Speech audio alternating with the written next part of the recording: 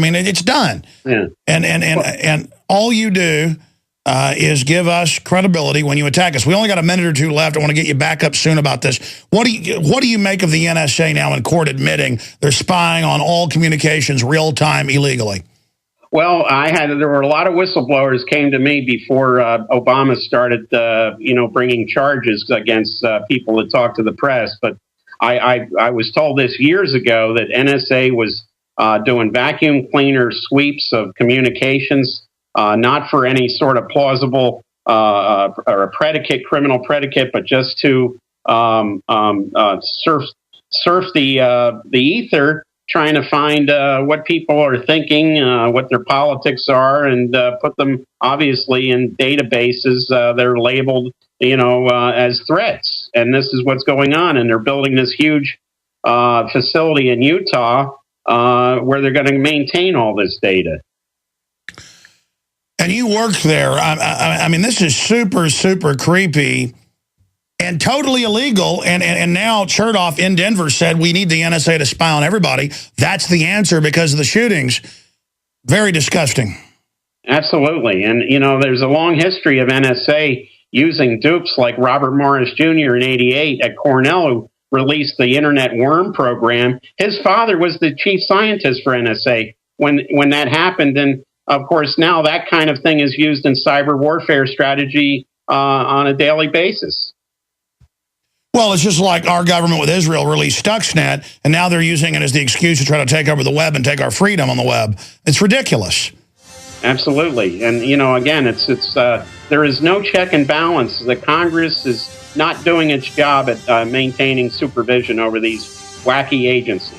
Should I be concerned now that on a daily basis Soros fronts are attacking me? I mean, I used to it was every few weeks. Now it's every day. Should I be worried? I don't think so. I mean, Soros, with all his money, I think he's very vulnerable. All right. Thank you so much, Wayne. MadsenReport.com. Find his new book there. Alex Jones here with a very important announcement. Okay, coming up after Joel Gilbert leaves us, I'm going to get into the national hysteria where they find a drunk with a backpack and moonshine, and it's like, Batman, run for the hills. I mean, if they see a bump on a log, it's just fall to your knees, shake in fear. Bane's going to get you. Ronald McDonald Joker's going to pop out and kill you. Only Obama and TSA and all the grocery stores can save you. I mean, it is so frightening what's happening. Oh, my gosh, we need martial law immediately, which is all the new Batman movie promotes. I mean, this country is in a fantasy land coma. That's what's going on here. They've admitted all over the news that his real name was Barry Soetoro, and no one knows where he was really born, but he said for 16 and a half years he was born in Kenya on his own PR press releases. But it looks like he really was born in Hawaii, but Frank Marshall Davis. The film, Dreams of My Real Father, is available at InfoWarsShop.com. We've had it the last month because they graciously let us put it out first. Today is its official release date, and I wanted to get Joel Gilbert on to give us his take on the aftermath of people starting to see the film, what he makes of Obama and the UN gun treaty. And I want to take calls for Joel Gilbert, any questions you have for him, at 800-259-9231. We'll get to Corey from Colorado as well, but 800-259-9231. Questions for Joel Gilbert about the film. Joel, thank you for joining us today. Good to have you here with us. Out of the gates, I've got to ask you, we've got an article up at Infowars.com with all these top Democrats saying in the last 2 years that a mass shooting would help Obama connect with the public, but in Oklahoma City would be even better. And now the mother is saying she never said her son did it, that they made that up. They're reporting multiple shooters. I mean, if they ran Fast and Furious, which is a false flag attack, to blame the Second Amendment, would they do something like this? I mean, I know there are folks that say they want to kill 25 million of us in re-education camps, but I guess they wouldn't do something like stage a theater shooting, would they, Joel? Well, you almost, I hate to say it, but you can't put anything past them because the capitulation, the lies, the dishonesty of the national so-called mainstream media, and then some, becomes more and more disturbing every day. I was at the National Press Club in Washington last week on Thursday, and I gave a 30-minute speech.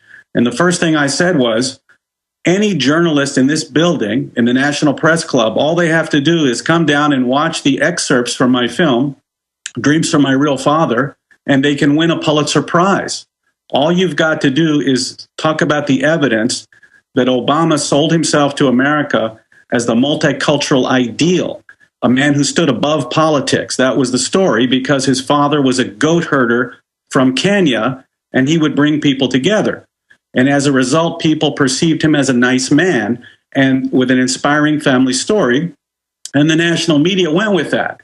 But in my film, which you have on your InfoWars store, Dreams from My Real Father, I demonstrate that Obama actually has a deeply disturbing family background, which he intentionally hid, that his real biological and then ideological father was a Communist Party USA propagandist and Soviet agent, Frank Marshall Davis.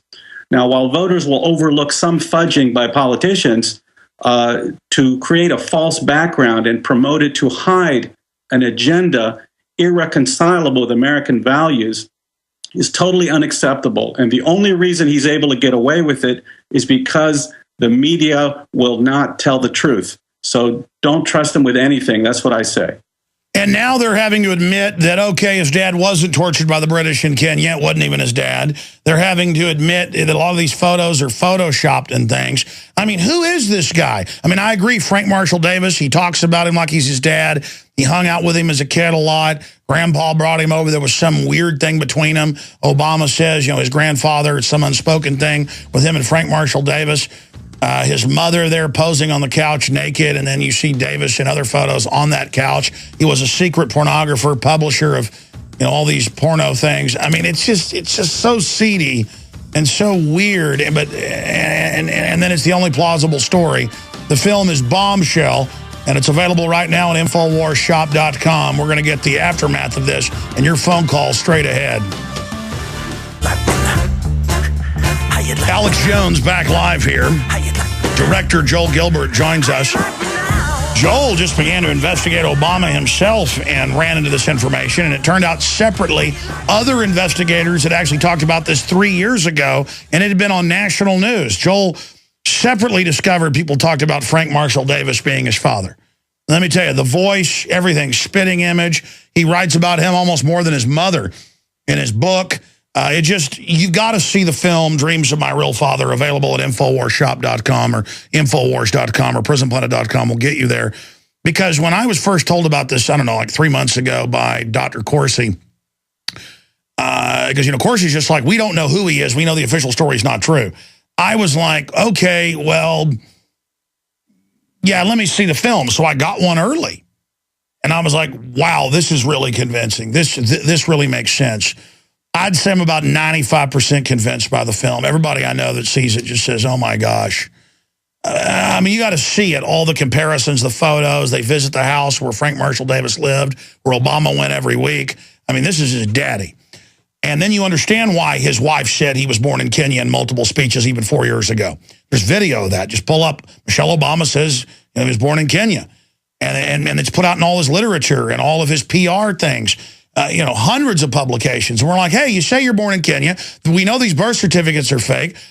And then but your dad doesn't look anything like you. And the State Department said it wasn't your dad and kicked him out. And you got a dead person's Social Security number. And, you know, they said he wasn't named Barry Soetoro, but it turned out he was. And now they make a joke out of it. It turns out most of the stuff in the book isn't true.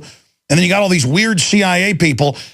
I want to go to calls, but first find out the latest, you know, backlash, whatever's, you know, happened to you, Joel, since you were on with us a few weeks ago on the nightly news and a few months ago on the radio. But today's the official release date of Dreams of My Father's. Well, Dreams of My, I'm thinking of the book that you then researched for, Dreams of My Real Father. But Aaron Dykes, who's host of the nightly news here and researcher, he agrees with your analysis that their enforcer level is a communist brigade model, and they are communist. But above that is all the mega-rich foundations and ultra-wealthy funding it. I've asked you this question, but Aaron, you can just rattle off all the foundation names. So Aaron Dykes, pose your question to Joel Gilbert here, and then we'll get his take on that. Go ahead, Aaron. Right. Hi, Joel. Yeah, first I found your film gripping, of course, and everything, but I was wondering, obviously Hillary's an Alinskyite, but at this point, the Clinton family's very much on the globalist agenda stage, not trapped within a communist thing. And it's the same deal with the Ayers connections. You've got Bill Ayers, a very, Weather Underground, very violent group, part of like almost a proto-Occupy Wall Street. But then conversely, his father is a mega rich, foundation funded. He sits on, 10, 15 boards in Chicago. He's on the Searle board, which is what Monsanto became, later merged. Yeah, they're anti-free market. They want monopolies. Right. I was just wondering on his take on the larger agenda beyond kind of the glass ceiling of communism. Yeah, we've found, as the book None Dare Call a Conspiracy shows, there is a mega crony capitalist anti-free market group. Well, Carol Quigley wrote about this. Okay, let me answer. I can tell you that the style of the socialists and communists is to use anyone and everyone that they can to achieve power. Frank Marshall Davis, Obama's real father, was in charge of bringing blacks into the communist movement in Chicago in the 1930s. Now, he ultimately failed because the blacks were religious people and communism was atheist. Obama goes back to Chicago, follows in his father's footsteps in reverse some years later from Hawaii to Chicago, and he has much more success in recruiting black people to the socialist movement, to ACORN and all the affiliated movements. I can tell you that the communists consider minorities, blacks, Hispanics, rich people, oligarchs, the middle class, simply as pawns that will be discarded once they achieve power. No, I know. I understand that. Why do the mega rich, in so many cases, fund communists? I think that they can control them, and they won't be able to cut off their funding at any point. But I think their interests will ultimately collide, and those two groups will eventually part.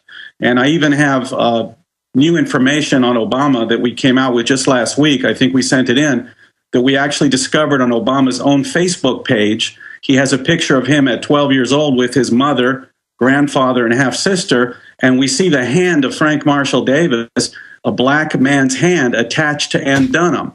Obviously a Photoshop forgery. Now, this is incredibly bad. Why are always the forgeries so bad? I think it's because if you're the president of the United States, you can't put an ad in the Washington Post or on Craigslist that says, I need a forger, please contact 1600 Pennsylvania Avenue. You have to rely on someone very, very close to you that would never testify against you. It has to be literally a close person or family member who happens to know a little Photoshop. So that's why I believe he's stuck making bad forgeries. And if you look on Obama's Facebook page or on my website, obamasrealfather.com, you can see an obvious forgery from Obama where he's doing a pattern, what I say is a pattern of document forgery to hide the role. Yeah, we've got the new video. We're rolling it right now. In fact, I'm going to have, guys, ask Kurt Nemo, please, to post this in the tiles at Infowars.com right now. Thank you so much. You're absolutely right. I mean, this is just crazy. But undoubtedly, from your own research, there are the mega rich funding communism, and what they want is a world monopoly where the globalists are exempt from the laws, but within the country, they squeeze and destroy the middle class. I think the middle class has always been a target of the communists all the way back to Bill Ayers and the Weather Underground. They hated the middle class, and Obama's lie of his campaign is to say that he wants to help middle class families. In fact, socialist economies don't have a middle class. They just have one lower class. All these policies, healthcare, wealth redistribution, it's all about eliminating the upper and middle class to create a massive lower class with political elites that control the wealth and control the government. We've seen it a million times in Europe, in Russia. No, it creates hell on earth. Larry Graffwald, as you know, you're speaking at a conference with him very soon. He was on about a week and a half ago with us, and we were playing the clips of where they were talking about how they were going to put 100 million in camps, kill 25 million, and licking their lips. I mean, mainly these are a bunch of just gibbering, demonic, psychopath control freaks.